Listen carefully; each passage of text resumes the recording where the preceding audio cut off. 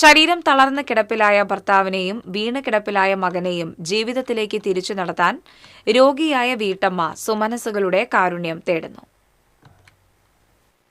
പഴമ്പാലക്കോട് തൊട്ടിയമ്പള്ള കാഞ്ഞിരക്കാട് മാധവൻ ഭാര്യ സുശീലയാണ് ചികിത്സാ സഹായം തേടുന്നത്.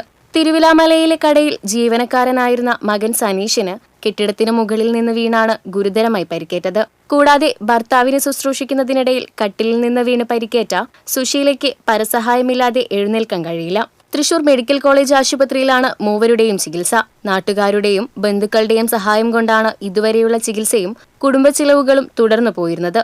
ഇനി അങ്ങോട്ടുള്ള സുമനസ്സുകളുടെ സഹായം തേടുകയാണ് വീട്ടമ്മ. ഉദാരമതികൾക്ക് തിരുവില്ലാമലയിലെ സ്റ്റേറ്റ് ബാങ്ക് ഓഫ് ഇന്ത്യയിലെ 444606777923 എന്ന അക്കൗണ്ട് നമ്പറിലേക്ക് സഹായങ്ങൾ അയക്കാവുന്നതാണ്. TCV news, Thiruvilwamala.